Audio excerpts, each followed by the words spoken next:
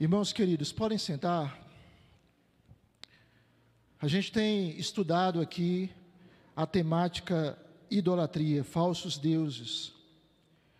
Eu queria começar a nossa reflexão nesta manhã, convidando os irmãos a abrirem a Bíblia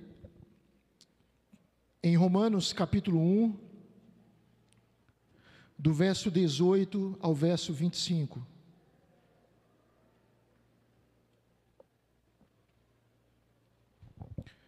Carta de Paulo aos Romanos, capítulo 1, do versículo 18 ao verso 25. Como nós sempre dizemos, isso é uma aula, então você pode perguntar, tá? Você pode colocar algo, tirar alguma dúvida, e a gente vai caminhar um pouco nesta manhã, continuando esse tema da idolatria. Romanos 1, 18 a 25. Os irmãos acharam o texto? Amém, irmãos? Diz assim: a ira de Deus se revela do céu contra toda impiedade e injustiça dos seres humanos, que por meio da sua injustiça, suprimem a verdade. Pois o que se pode conhecer a respeito de Deus é manifesto entre eles, porque Deus lhes manifestou. Porque os atributos invisíveis de Deus, isto é, o seu eterno poder e a sua divindade, claramente se reconhecem desde a criação do mundo, sendo percebidos por meio das coisas que Deus fez. Por isso, os seres humanos são indesculpáveis, porque, tendo conhecimento de Deus, não o glorificaram como Deus, nem lhe deram graças, pelo contrário, se tornaram nulos em seus próprios raciocínios, e o coração insensato deles se obscureceu.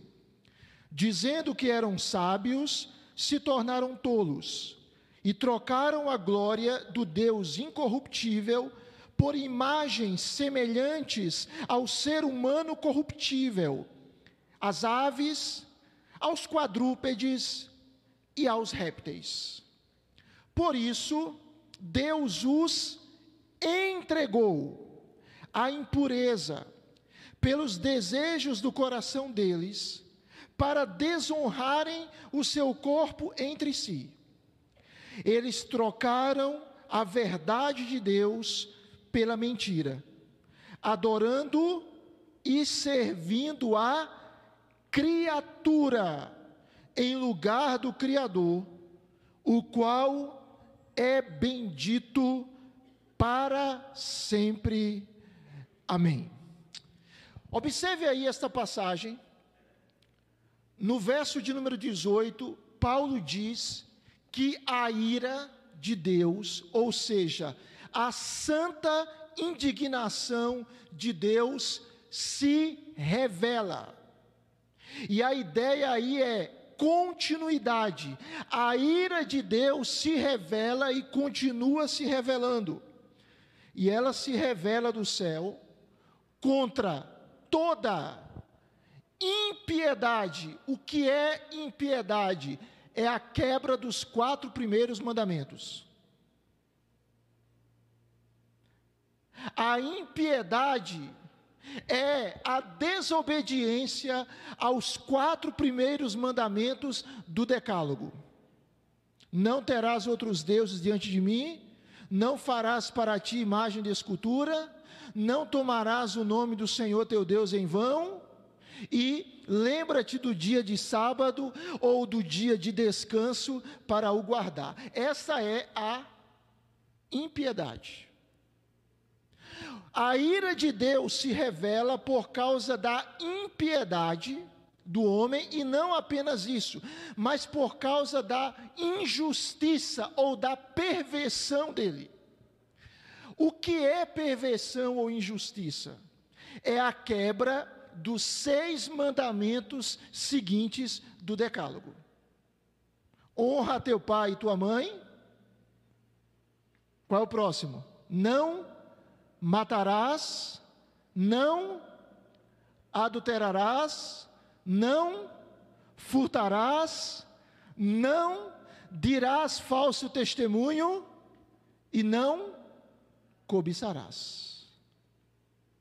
Então, o texto vai nos mostrar que a ira de Deus se revela contra a impiedade e a perversão do homem, a impiedade e a injustiça dos seres humanos, que por meio, diz Romanos 1,18, por meio da sua injustiça, o que eles fazem? Eles querem suprimir a verdade. A ideia aqui de suprimir é matar por afogamento. Eles querem, com a sua quebra da lei de Deus, suprimir a verdade. Mas Paulo continua, no versículo de número 19, dizendo que Deus se revela. E Paulo diz que Deus se manifestou à humanidade. No versículo de número 20, o apóstolo afirma que os atributos invisíveis de Deus, o seu eterno poder e a sua divindade são vistos. E são vistos através de quê, irmãos? Através de quê? De acordo com esse texto aqui, o eterno poder de Deus, a sua divindade, os seus atributos divinos são manifestados, ou seja, todo conhecimento que nós temos de Deus é porque Deus nos revelou. Qualquer conhecimento que se diz de Deus, mas não foi revelado por Deus, não é conhecimento de Deus. Então, todo conhecimento que nós temos de Deus é porque Deus se revelou. De acordo com esse texto, Deus se manifesta através de quê? Da criação, através da natureza. Então, diante disso, Paulo diz, ainda no versículo de número 20, que por isso os seres humanos, eles são o quê? Indesculpáveis. Então ninguém pode dizer assim, eu não sabia que existia um Deus. Eu não sabia que havia um Deus criador. Deus se revelou. Olhe o céu, a lua, as estrelas, os mares, observe a imensidão do cosmos, as galáxias, tudo isso é Deus dizendo, eu existo, eu criei tudo. Tudo veio porque eu decidi trazer à existência pelo poder da minha palavra. Então, não há ninguém inocente. O fato de Deus se revelar na natureza deixa todos indesculpáveis. Está entendendo? Aquela pergunta que sempre vem. E aquela pessoa que nunca ouviu, lá numa tribo distante, e aí? Ela será julgada de acordo com o conhecimento que ela tem. Ela não é inocente. Deus vai julgá-la de acordo com a luz que ela recebeu. Porque Deus se revelou a ela pela natureza. Se você continua o texto vai dizer, no verso 21, que essas pessoas, tendo conhecimento de Deus, elas não fizeram o quê? Ou seja, elas têm conhecimento de Deus. Elas têm conhecimento de Deus. Mas qual foi a atitude delas? Elas não glorificaram a Deus como Deus e nem lhe deram graças. Elas não exaltaram a Deus e elas não agradeceram a Deus. E qual é a consequência disso? A consequência, quando a gente nega a Deus, quando a gente não o exalta, quando a gente não agradece, diz o verso de número 21, que essas pessoas se tornaram nulas em seus próprios raciocínios, e o coração insensato deles se obscureceu. Ou seja, quando o homem abandona a Deus, ele experimenta uma nulidade no seu raciocínio, e um coração insensato obscurecido. Ele acha que sabe, ele acha que é inteligente, ele acha que é o homem que conhece todas as coisas, ele é o homem pós-moderno, ele é o homem científico, tecnológico, ele é o homem que tem profundo conhecimento, mas quando ele rejeita a Deus, o seu raciocínio está nulo e o seu coração insensato está obscurecido. Note aí o verso de número 22, quando Paulo diz que eles se dizem sábios, mas eles se tornaram o quê? Tolos. E o que acontece quando a gente nega a Deus? Qual é o resultado de nós rejeitarmos o Senhor? Paulo vai dizer no versículo de número 23, a expressão disso e o resultado disso é a idolatria. Verso 23 diz que eles trocaram a glória do Deus incorruptível. Eles substituíram a glória do Deus incorruptível pelo que, irmãos? Observe, verso 23, por imagens semelhantes ao ser humano corruptível, às aves, aos quadrúpedes e aos répteis. Ou seja, eles deixaram de adorar o Criador e eles foram adorar a criatura. O que é isso? É idolatria. O abandono da adoração a Deus e a colocação de algo ou de alguém no lugar de Deus. Qual a consequência disso? Aqui, pela primeira vez nesse texto, Paulo menciona esse verbo 3 vezes, versículo de número 24, diz o texto que por isso Deus os entregou. Os entregou a quê? Ao próprio coração deles. Deus os entregou à impureza deles, pelos desejos do coração deles, para desonrarem o seu corpo entre si. Perceba que Paulo estabelece uma relação da idolatria, verso 23, com a o quê? Imoralidade, versículo 24. A idolatria, ela sempre vai resultar em imoralidade, em comportamentos desordenados. Note, alguém já disse que a melhor oração que nós podemos fazer a Deus é esta.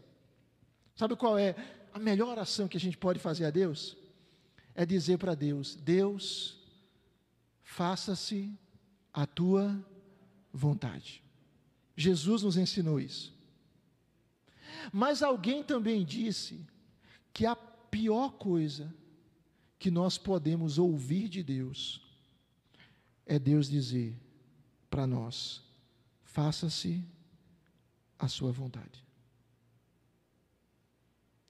Porque se Deus disser: faça-se a sua vontade, faça o que você quiser. Sabe o que é isso?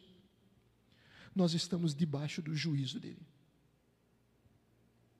Perceba que o texto diz que Deus entregou os homens a quê, irmãos? A que Deus entregou os homens? Deus entregou os homens a eles mesmos.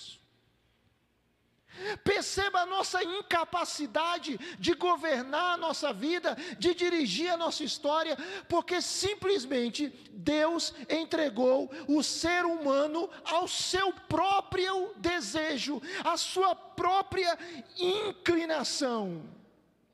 E o ser humano começou a vivenciar um tipo de atitude que eles achavam certos, mas que era desonra do seu corpo. Nós estamos vivendo, irmãos, um contexto, a gente já falou sobre isso, em que se busca construir uma nova moralidade. E de onde vem essa moralidade? Vem da cabeça do ser humano. É uma moralidade que rejeita a Bíblia, que rejeita a tradição judaico-cristã. É uma moralidade que na prática nega a Deus, zomba de Deus, rejeita a palavra de Deus. E o homem, nesta nova moralidade, ele acha que isso é vida, ele acha que isso é liberdade, ele acha que isso é ser dono do seu próprio nariz. Mas o que ele está fazendo? Com esta moralidade fora do padrão de Deus, ele está desonrando o seu corpo, desonrando a Deus e pecando contra o Senhor. Versículo de número 25 de Romanos 1 diz que eles trocaram a verdade de Deus pela mentira, adorando e servindo a criatura, em lugar do Criador, o qual é bendito para sempre. Amém. Eu fiz essa abordagem aqui inicial nesse texto, que trata sobre idolatria. E nós temos visto, irmãos, que ídolos podem ser, presta atenção, coisas boas, mas que nós as tornamos fundamento da nossa vida. Então, o que acontece na idolatria? O indivíduo, ele pode tornar um componente da vida a essência da sua vida, o fundamento da sua vida. O que é a idolatria?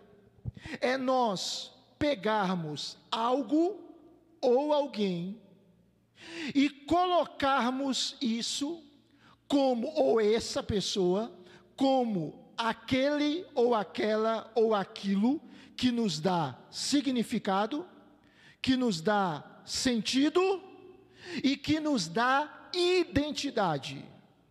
Se há alguém ou algo que dá sentido à vida de uma pessoa, que dá significado, que dá identidade, que dá fundamento a alguém, e essa pessoa não for Deus, significa que há uma expressão de idolatria. Então, a idolatria, ela se manifesta não apenas na adoração, no prostrar-se a objetos de ouro, de prata, de madeira, de ferro, mas a idolatria é algo que está na nossa vida, no lugar de Deus. E aí a gente viu muitas, irmãos, manifestações de idolatria. E aí a gente utilizou essa expressão aqui, né? A vida só tem sentido, eu só tenho valor se. Ou seja, quando uma pessoa introduz essa frase, dizendo, a vida só tem sentido, eu só tenho valor se. O que vem depois identifica o ídolo dessa pessoa.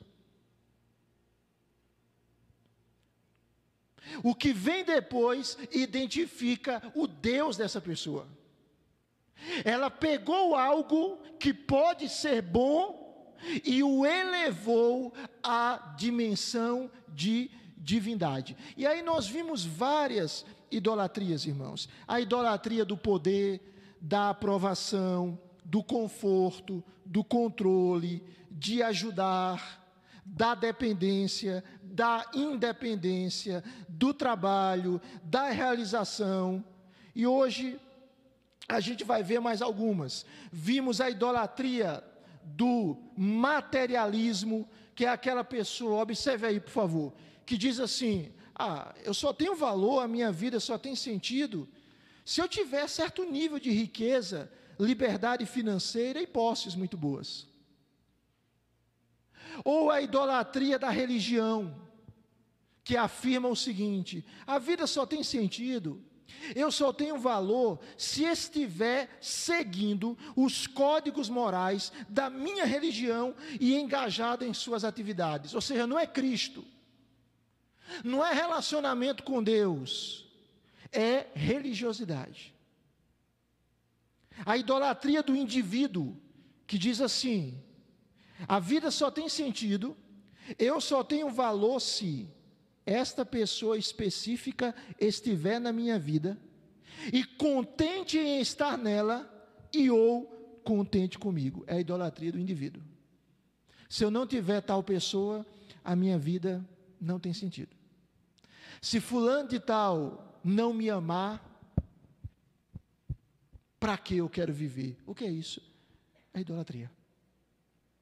Existe também a idolatria da irreligião, que diz assim: a vida só tem sentido, eu só tenho valor se me sentir totalmente independente da religião organizada e estiver vivendo segundo uma moralidade criada por mim mesmo.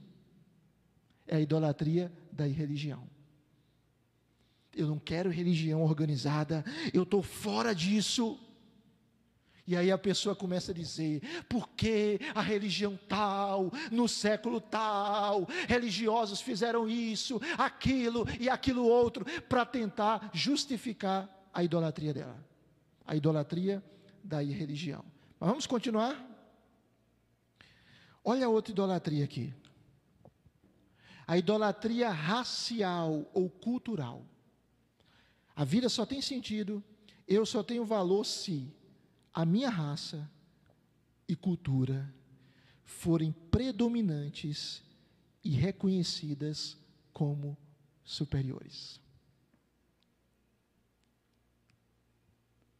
A vida só tem sentido se a minha raça e a minha cultura forem predominantes e reconhecidas como superiores. Eu costumo dizer, irmãos, que para a gente não ser, por exemplo, racista,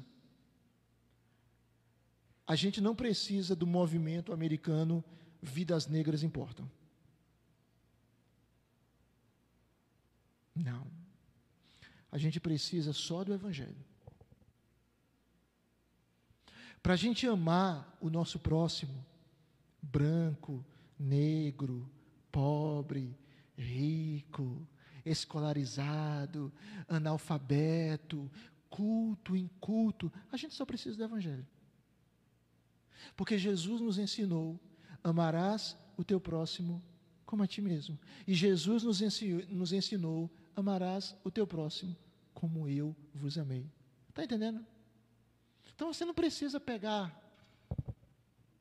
ideologias, muitas vezes maculadas pelo pecado, para isso. A gente precisa disso aqui, da Escritura. Vamos caminhar mais um pouquinho? Os irmãos estão entendendo até aí? Amém, gente? Fácil, né? Simples, né? Então vamos lá. Aí você tem uma idolatria também, que é a idolatria do pertencimento social.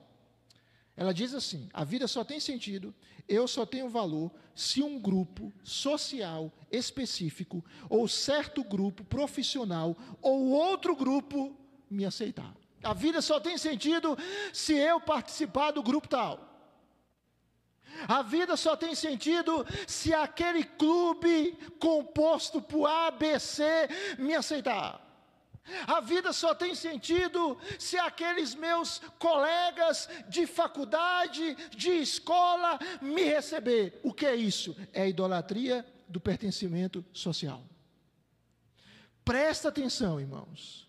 Nós estamos falando de coisas que em si podem não ser pecado.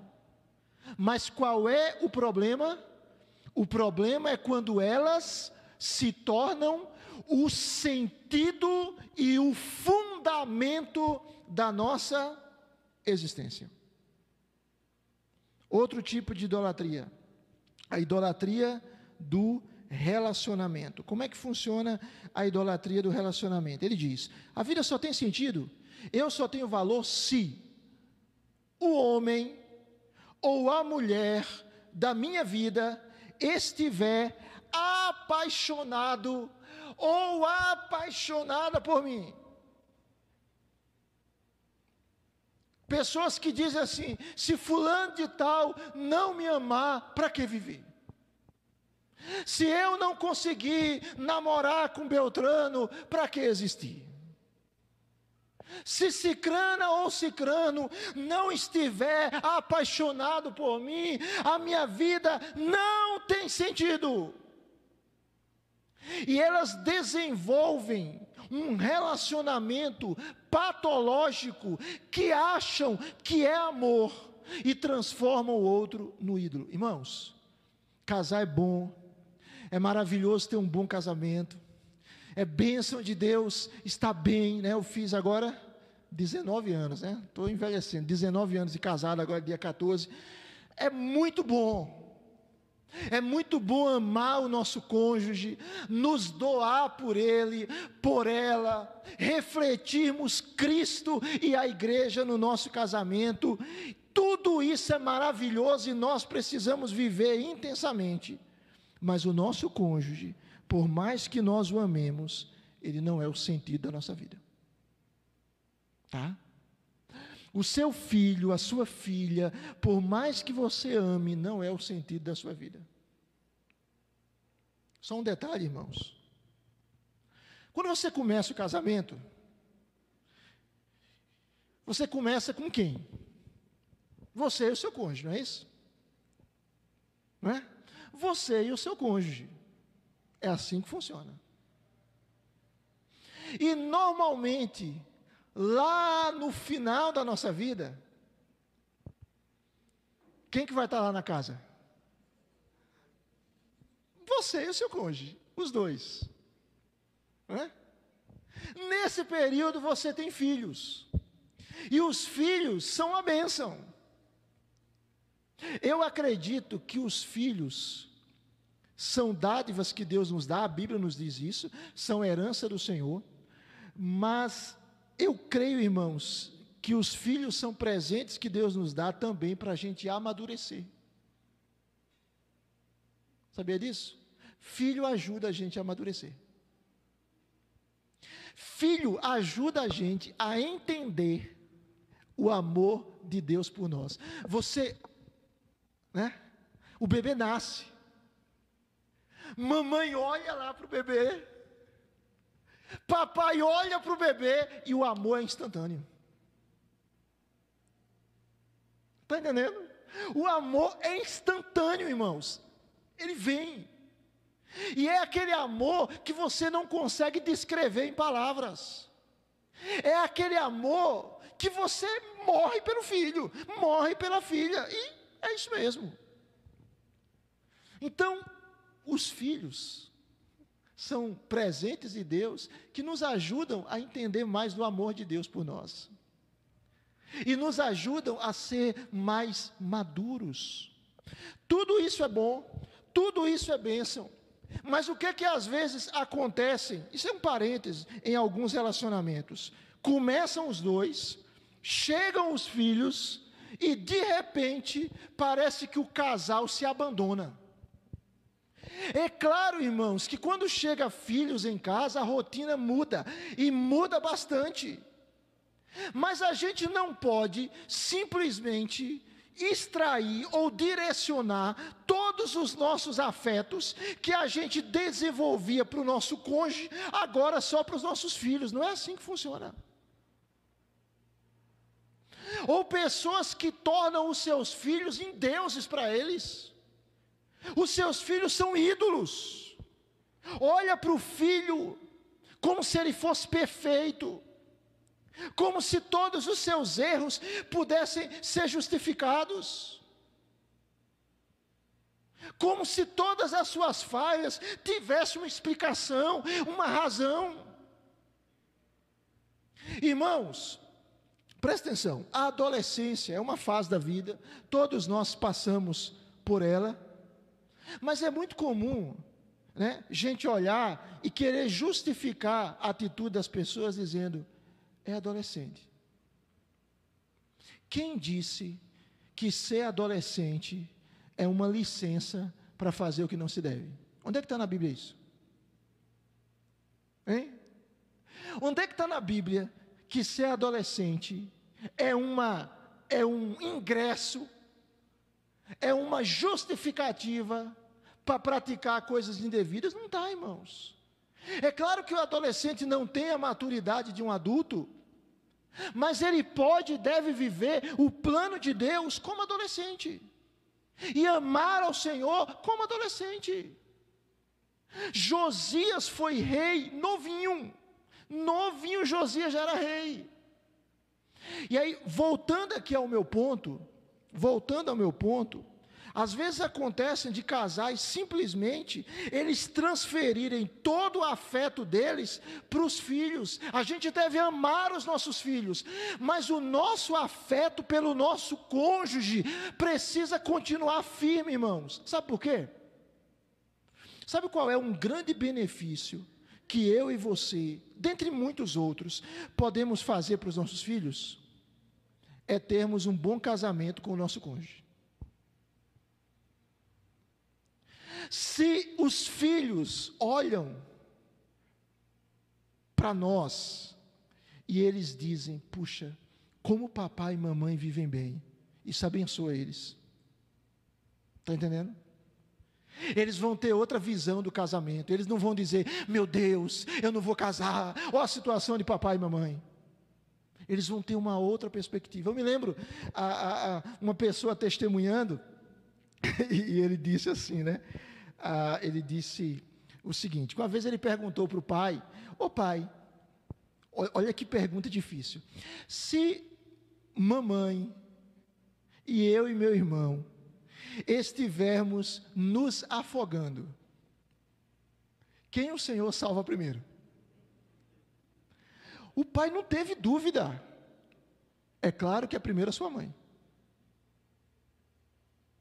É interessante, os filhos não ficaram chateados com a resposta do pai,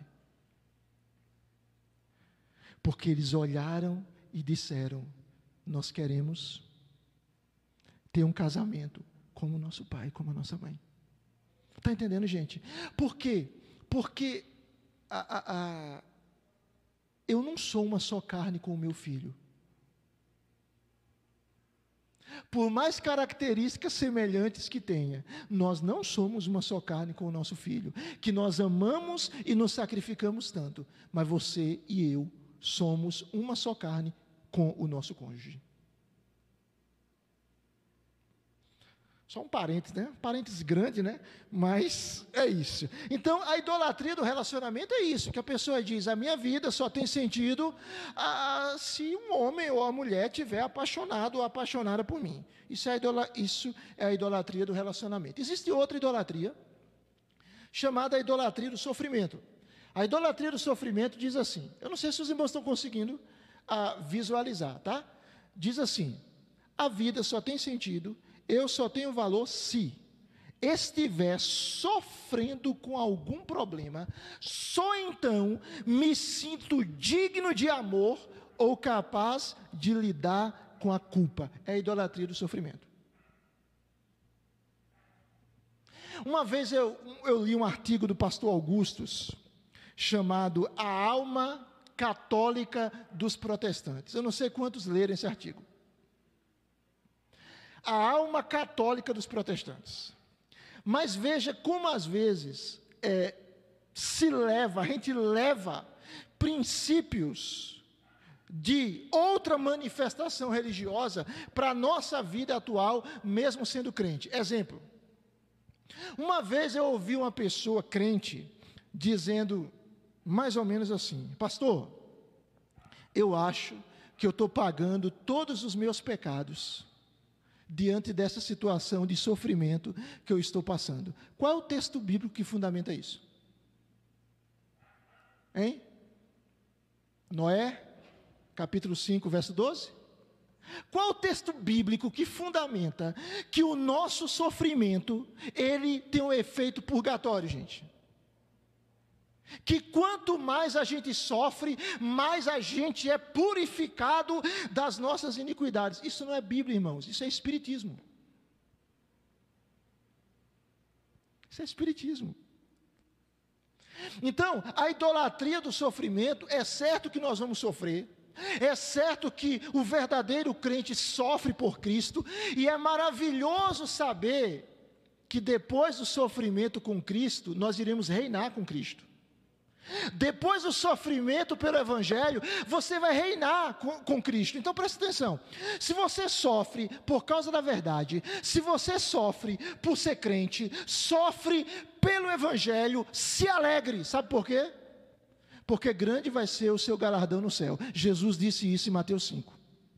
E porque Paulo diz em Romanos que se nós sofremos com Ele, nós reinaremos com Ele. Então, o seu sofrimento por Cristo, pelo Evangelho, preanuncia a sua glória.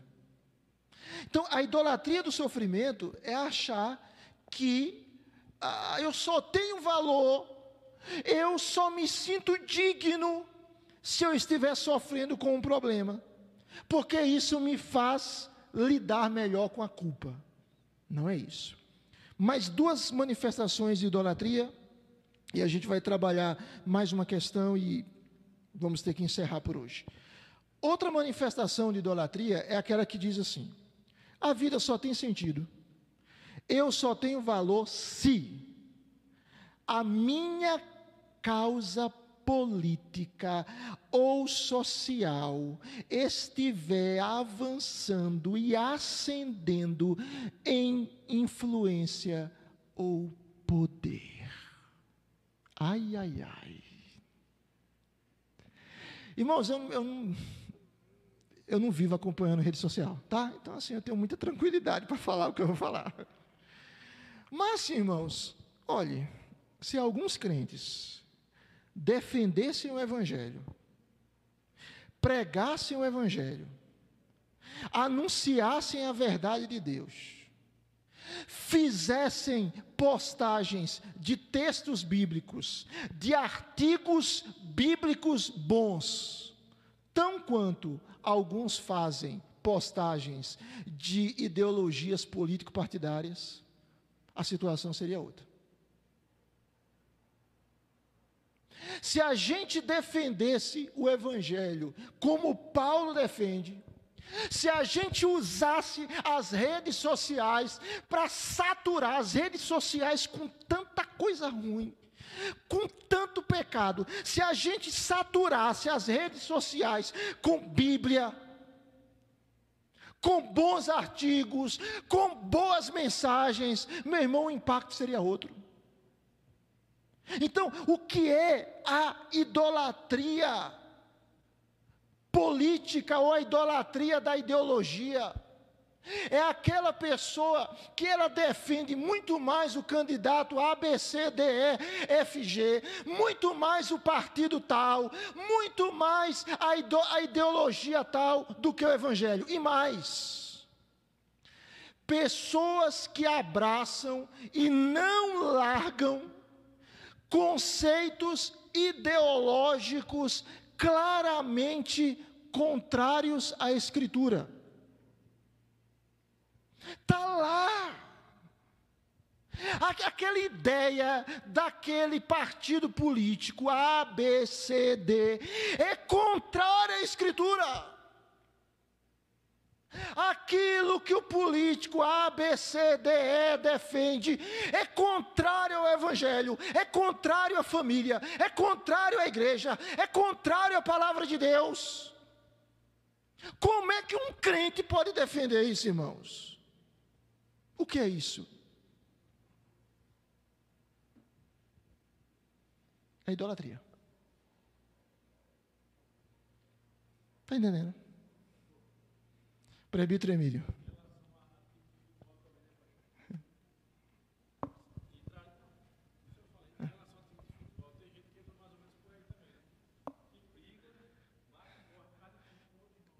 Exatamente. O presbítero Emílio falou de time de futebol, né? Gente que briga por causa de um time de futebol, gente. Né? Mata e morre, e chora, e tem ataque cardíaco, entendeu? E se deprime por causa de time de futebol. O que é isso? É uma idolatria. É pecado você torcer para um time de futebol? Não.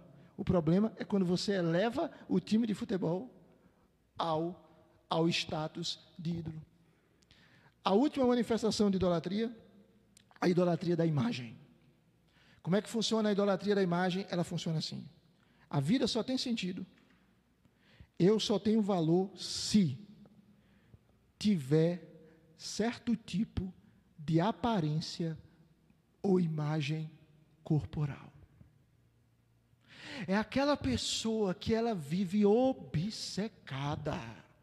Eu não posso ter uma gordurinha, eu não posso ter um pneuzinho.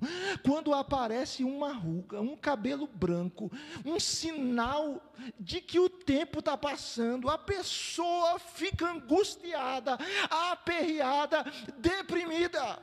O que é isso? Isso é idolatria da imagem, gente. Pastor Hernandes Dias Lopes, ele tem uma frase muito animadora. Ele diz assim, aí eu olho para os meus cabelos brancos, ele diz assim: cada cabelo branco que aparece na sua cabeça é a morte lhe chamando para um duelo. Não é animador? Fala sério. É ou não é, gente? Roberto, desculpe. É muito duelo. Mas Dona Édera não tem. Aí, Dona Édera, não tem. Então, gente, irmãos, olha, nós envelhecemos, irmãos.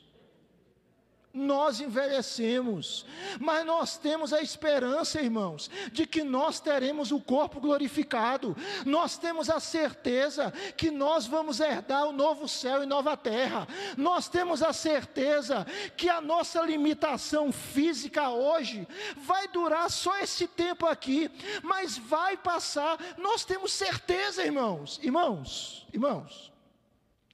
Envelhecer não é uma escolha. Amadurecer é uma escolha. Mas envelhecer não é uma escolha. Se a gente não envelhece é porque a gente morreu antes. Tá? Ou Cristo voltou. Olha. Então, envelhecer não é uma escolha, mas amadurecer é uma escolha.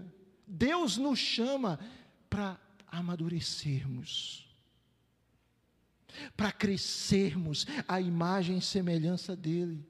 Então, a gente pode cuidar do corpo? Pode. A gente pode zelar pelo corpo? Pode. Mas quando a imagem corporal se torna o sentido da nossa vida, quando a gente zela, presta atenção, quando a gente zela mais da nossa aparência do que da nossa alma, sabe o que é isso? É idolatria. Quando a gente está preocupado mais com a nossa aparência e imagem do que com a nossa relação com Deus, o que é isso? É idolatria. E em termos práticos, como é que se desenvolve isso? Ou seja, quanto tempo eu passo cuidando do meu corpo e quanto tempo eu passo cuidando da alma? A gente responde essa questão da idolatria levantando esses questionamentos e respondendo-os. É assim.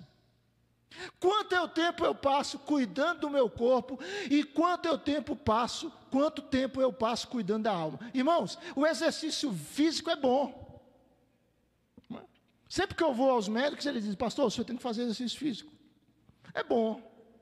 E exercício físico ajuda mesmo, nas taxas, prevenção de hipertensão, prevenção de ataque cardíaco, prevenção de câncer, prevenção de depressão, um monte de coisa. É bom, é bom, é bom.